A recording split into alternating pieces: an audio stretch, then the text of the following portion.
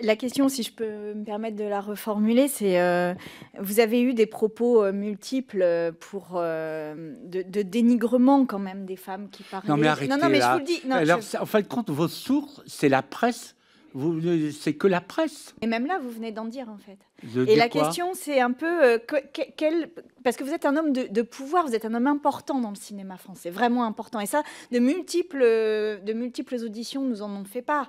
Donc, en fait, votre vision de la place des violences, de la manière dont on doit réagir aux violences, de celles qui ont du courage, de celles qui en ont moins, etc., façonne d'une certaine manière le cinéma français. Et donc c'est en cela que nous avons des questions à vous poser sur comment... Parce que évidemment que quand vous avez des propos dénigrants sur les personnes qui parlent, eh bien derrière vous envoyez un message à l'ensemble. Mais c'est quoi les propos dénigrants? Dites-moi, vous racontez des histoires que vous voyez dans la presse. Moi d'abord j'ai pas de tweet et des choses que j'ai dites à une époque quand Gérard Depardieu, c'est il y a combien d'années? Il y a un moment donné, ça va. Non, mais là, vous venez de parler... Si c'est mon procès, je me taille tout de suite. Mais déjà, vous êtes dans une commission d'enquête, monsieur Non, mais une commission d'enquête, on a l'impression que vous voulez me faire dire quoi? Non, mais Gérard Depardieu, je ne dois pas dire que je l'ai apprécié à une époque. Non. Qu'est-ce que vous voulez savoir? Mais la question, en plus, vous avez le droit encore de l'apprécier. Et j'ai le droit d'avoir mon opinion. Absolument. Vous n'êtes pas là pour me faire la morale. Je suis désolé, madame. Absolument. Et vous arrêtez de faire la morale à tout le monde. Est-ce que je peux vous poser une question, monsieur Comment ça bien Besnéard faire? Je peux vous poser une question, monsieur Oui. Besnéard, en tant que présidente de cette commission? Oui. Merci. Donc, vous venez de dire de Charlotte Arnoult que... Mais Charlotte Arnoult, je ne sais même pas qui c'est. Très bien. Alors. Très bien. Donc, Madame Charlotte Arnoult, vous dites son père connaissait Gérard Depardieu, donc vous laissez la suspicion. La suspicion sur les motivations pour lesquelles elle est allée chez Gérard Depardieu.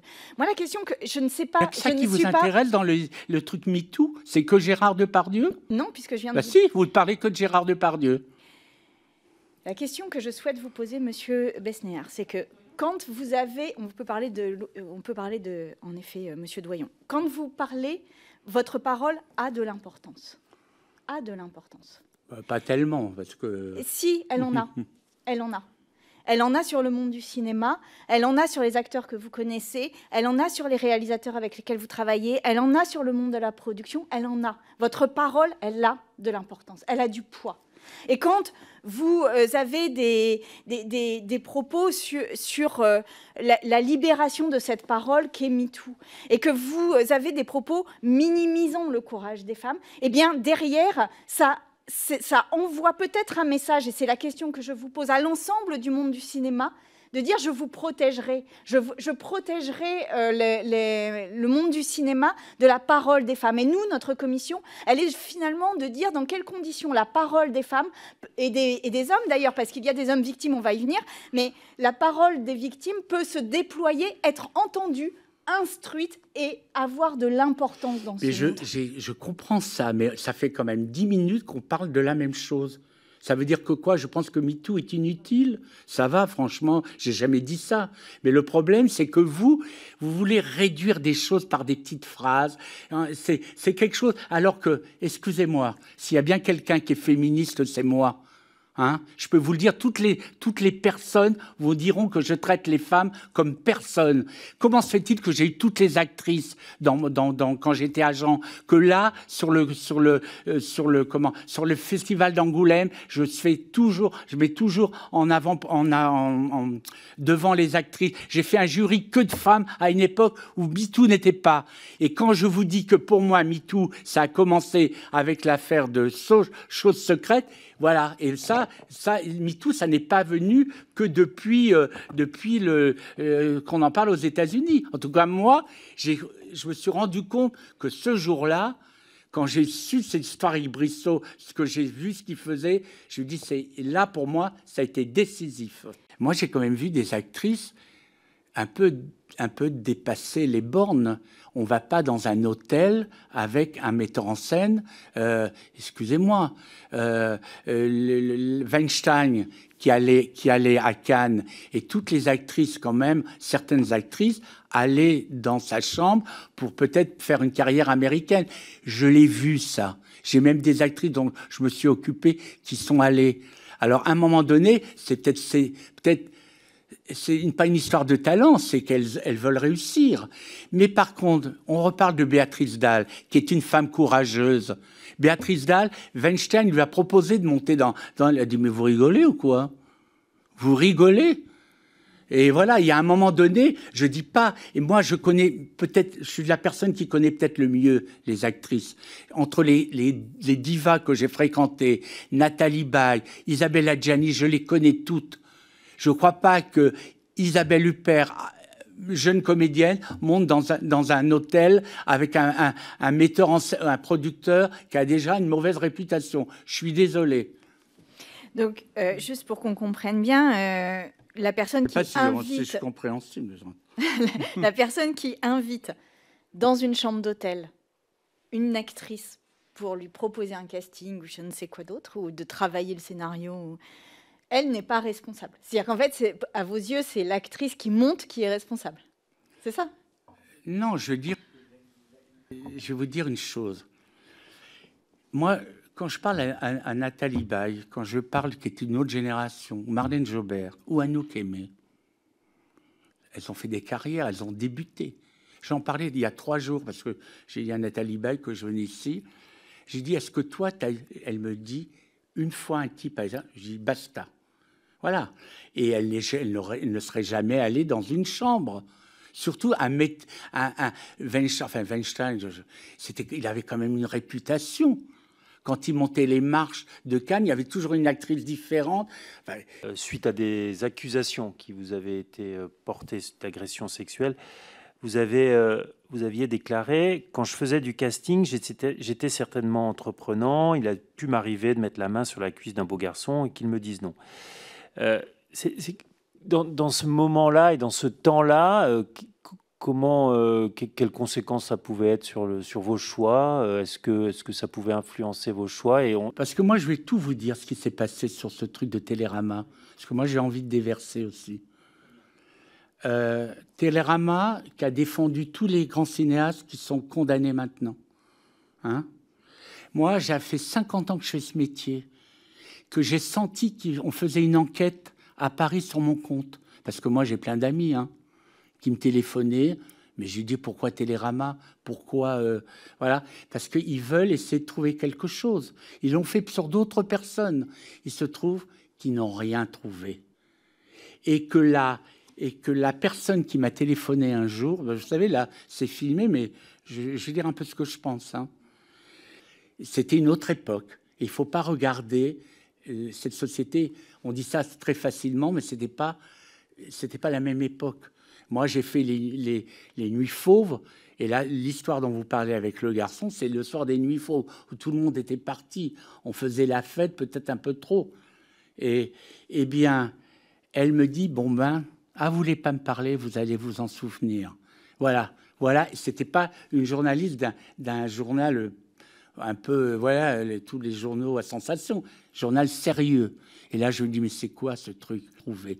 Et ce garçon qui, il y a 10 ans, il y a 30 ans, j'ai voulu l'embrasser, qu'il n'a pas voulu, certainement c'est vrai.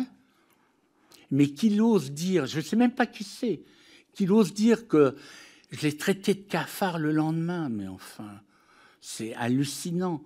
Et donc, ils n'ont rien trouvé, ils ont cherché. Hein. Et alors, sur Facebook, madame, vous devriez plutôt regarder Facebook, parce que mon Facebook, quand il y a eu ce papier, il y a eu 2000 personnes qui ont liké en disant, moi, Dominique m'a jamais fait travailler. Jamais il y a eu cette chose-là. Il n'y a pas un acteur sur la place de Paris qui peut lui dire que je lui dis, si tu me fais des faveurs, tu auras un rôle. Jamais. Jamais. Et vous, un jour, vous demandez à Vincent Lindon comment on s'est rencontrés. Il a un sketch extraordinaire. Ça me permet de parler, en fin de compte. Alors, en tant qu'Agrippine, je vais continuer. C'est un personnage très fascinant, Agrippine. Hein? Oh, bah absolument, comme bien d'autres. Pardon? Comme Néron, comme d'autres. Ouais. En fait, moi, parce que vous dites plusieurs fois dans votre audition, là, c'était mon temps, c'était avant. C'était mon temps. C'est vrai. Vous avez utilisé cette expression plusieurs fois. Mais en fait, ce qui me fascine, c'est que vous êtes dans ce temps aujourd'hui aussi, puisque vous êtes un des acteurs très importants du monde du cinéma aujourd'hui. Donc en fait, quand vous dites « c'était mon temps », vous faites référence à une période passée, mais aujourd'hui, vous faites partie des gens qui ont du pouvoir dans le cinéma. Et c'est en cela que, évidemment... Enfin, comment je peux dire ça, tout ce que vous faites est regardé avec attention.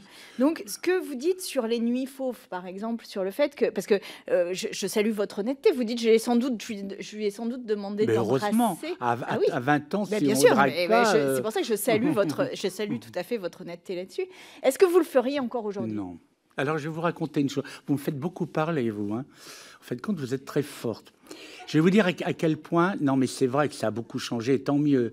Mais moi, vous savez, quand on est casting, et quand on est casting ou agent, qu'on on essaye de séduire un garçon dans cette époque, et que le type, il dit « je veux pas », c'est son droit, et tant mieux. Et c'est mieux pour moi, parce qu'il n'y a rien de tel... que, vous voyez, on a envie d'être aimé quand même. On a envie que ce soit un échange. Je vais vous dire à quel point ça a changé et tant mieux. Et donc moi, j'ai fait un tournage là récemment. Et alors, bon, les gens me connaissent, donc j'arrive sur le tournage 3 jours avant la fin, un très beau film. Et j'avais jamais vu un drone.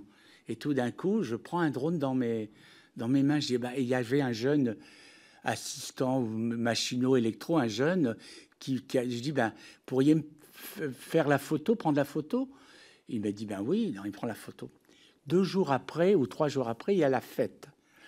Et je n'avais pas revu Sabine Audepin et Marie-Christine Barrault depuis longtemps. C'était la fête de fin de film. Je suis producteur du coproducteur du film. Et j'ai dit, ça serait bien qu'on garde cette photo. C'était une fête à Angoulême, sur une terrasse. Et je vais voir, je reconnais que le jeune, celui qui a fait la photo. Et je lui dis, Coco, tu pourrais faire une photo? Et il dit, bien là. Et le lendemain, il fait un signalement. Donc je me dis, ça a changé. C'est-à-dire que moi... Un signalement sur quoi? C'est un signalement, le fait que je lui ai dit Coco... Oui, comme ça. Donc, je vais dire, heureusement que voilà, mais heureusement que j'étais en groupe.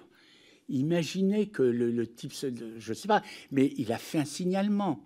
Il pouvait me dire, Dominique, c'est terminé, on n'a pas à faire ça, je ne suis pas votre employé, je suis votre employé, mais je suis pas... Donc, j'ai compris. Et j'ai compris aussi qu'à la fête de fin de film, à l'époque, les nuits fauves, et là, maintenant... Les fêtes de fin de film, d'un côté, il y a les garçons, de l'autre côté, les filles. Hein. Ils viennent au milieu et c'est fait. Hein. On se croirait en Bretagne. Eh bien, je me dis que la vérité, Madame la Présidente, elle est entre les deux. Peut-être que c'était un peu trop avant. Et avant, c'était trop avant. Et maintenant, c'est un peu... C'est pas tout à fait les échos qu'on a dans cette commission, quand même. Des fêtes de fin de tournage, il n'y a pas la table des garçons, la table des filles et le fest-noz au milieu avec les petits doigts. Et comme ça, vous voyez, on est dans quelque chose de beaucoup plus convivial, voire même un lieu de danger, d'exposition à des violences, puisque nous avons eu plusieurs témoignages en ce sens.